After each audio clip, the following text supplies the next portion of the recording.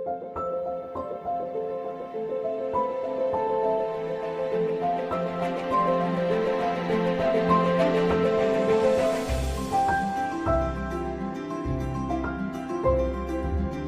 Everyone, welcome to your e classes.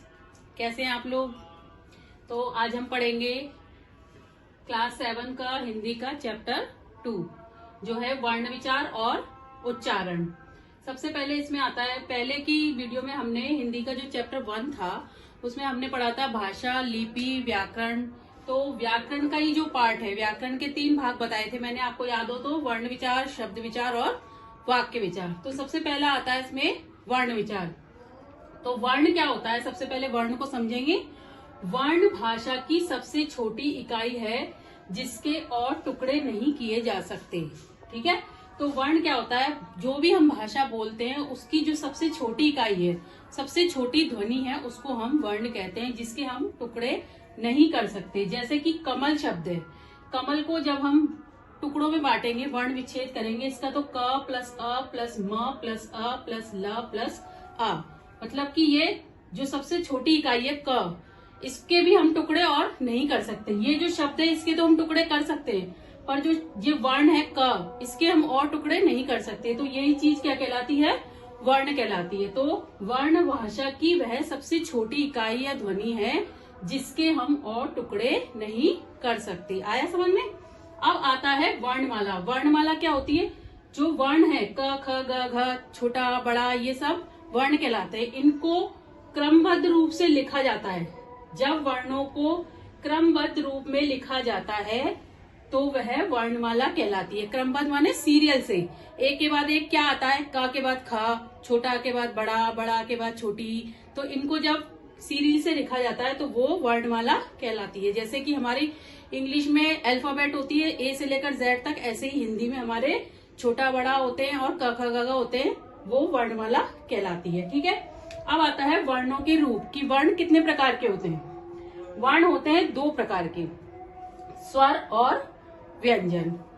स्वर क्या होता है, जिन वर्णों के उच्चारण में किसी वर्ण की सहायता न लेनी पड़े उसे स्वर कहते हैं। मतलब यह है कि स्वरों को जब हम बोलते हैं, स्वर क्या होते हैं, छोटा बड़ा, छोटी बड़ी, छोटा ऊ बड़ा ऊ, ओ औ अंग अह और रा ऋषि, ये स्वर होते हैं। तो इनको जब बोलते हैं हम तो किसी दूसरे वर्ण की सहायता नहीं लेते। इनका उच्चारण जो है, उच्चारण का मतलब होता है बोलना, कैसे हम इसका प्रोनाउंसिएशन कर रहे हैं। तो अ बोलेंगे हम, तो अ को बोलने के लिए हमें किसी और स्वर की आवश्यकता नहीं पड़ती, किसी भी दूसरे वर्ण की आवश्यकता नहीं पड़ती, इसलिए हम उसको स्वर कहते हैं। इनका उच्चारण जो है स्वतंत्र रूप से किया जाता है। तो स्वर जो होते हैं वो 11 होते हैं, छोटा आ, बड़ा आ, छोटी ई, बड़ी ई, छोटा ऊ, बड़ा ऊ, ओ औ अंग अह और र ऋषि। इसकी जो मात्रा होती है वो री की होती है। तो ये होते हैं स्वर। अब स्वर के कितने भेद होते हैं, स्वर के 3 भेद होते हैं, ह्रस्व स्वर, दीर्घ स्वर और प्लुत स्वर। ठीक है, तो सबसे पहला होता है ह्रस्व स्वर। ह्रस्व स्वर होता है जिन स्वरों के उच्चारण में कम से कम समय लगता है उन्हें ह्रस्व स्वर कहते हैं। जैसे छोटा आ, छोटा ऊ और र ऋषि। तो इसका मतलब यह है कि ह्रस्व स्वर वे होते हैं जिनको बोलने में, उच्चारण मतलब बोलने में हमें बहुत कम समय लगता है, सबसे कम समय लगता है, उनको ह्रस्व स्वर कहते हैं। जैसे हम बोलते हैं छोटा आ, तो अ बोलेंगे अ, उ और र, तो ये बोलने में कम समय लग रहा है, सबसे कम समय लगता है जिन स्वरों को बोलने में, वो ह्रस्व स्वर होता है। ये 3 होते हैं, छोटा आ, छोटा उ और रा ऋषि। फिर इसके बाद आता है दीर्घ स्वर।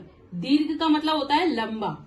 तो जिन स्वरों के उच्चारण में ह्रस्व से दुगना समय लगता है उन्हें दीर्घ स्वर कहते हैं। तो हमने ह्रस्व स्वर पढ़ा था, कम समय लगता है, और दीर्घ स्वर होता है ह्रस्व से दुगना समय लगता है, जिसको बोलने में ज्यादा समय लगे ह्रस्व से, तो वो होते हैं दीर्घ स्वर। जैसे कि बड़ा आ, बड़ी ई, ए, आई, ओ और औ, ये होते हैं दीर्घ स्वर। इनको बोलने में ज्यादा समय लगता है। जैसे अ है, ह्रस्व स्वर है, इसको बोलने, बड़ा आ बोलेंगे तो थोड़ा ज्यादा समय लगेगा, इसलिए ये दीर्घ स्वर होते हैं, इनको बोलने में ज्यादा समय लगता है। फिर आते हैं तीसरे होते हैं प्लुत स्वर। प्लुत स्वर क्या होते हैं, इस स्वर का उच्चारण दीर्घ स्वर से भी अधिक होता है। यह एक ही होता है, ये एस जैसा जो लेटर होता है बना होता है, कभी कभी इसका प्रयोग बहुत कम होता है, बहुत कम देखने को मिलता है। कभी कभी कोई कोई शब्द में ये होता है, केवल एक ही होता है। ये एस जैसा जो स्वर है इसको ओम कहते हैं। अ होता है इसका, जो लंबा पुकारते समय कोई चीज बोलते हैं, कभी कभी भैया में लगा होता है, कहीं कहीं, हर समय नहीं लगा होता है। या फिर ओम बोलते हैं हम, तो ऐसा जो लेटर बना होता है उसको बोलते हैं हम प्लुस स्वर। ये बहुत कम यूज में आता है। ये दो जो है दीर्घ स्वर और ह्रस्व स्वर, दोनों ये ज्यादा यूज में आते हैं। तो 3 होते हैं स्वर के भेद, ह्रस्व स्वर, दीर्घ स्वर और प्लुस स्वर। इसके अलावा जो है हमारे व्याकरण में 3 और होते हैं, अनुस्वार, अनुनासिक, विसर्ग और आगत। जो अंग और आह की ध्वनियां जो होती हैं, अंग आह जो, तो सबसे पहला होता है अनुस्वार। अनुस्वार क्या होता है? इसके उच्चारण के समय हवा नाक से निकलती है, जैसे रंग, ढंग।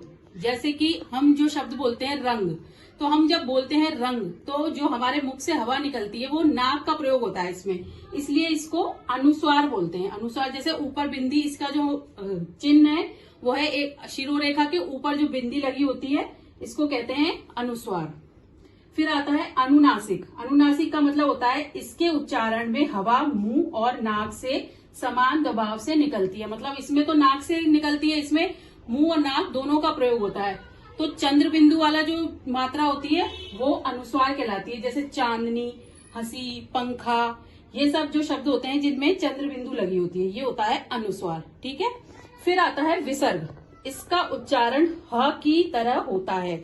विसर्ग कभी कभी हिंदी में लगा होता है, वैसे संस्कृत में अधिकतर इसका प्रयोग होता है, पर हिंदी में भी इसका, जैसे प्रातः काल बोलते हैं हम, तो प्रातः में लगा होता है। अतः बोलते हैं तो अतः में 2 बिंदी लगी होती है, ऐसी, उसको विसर्ग कहते हैं। इसका प्रयोग ह होता है, इसका उच्चारण।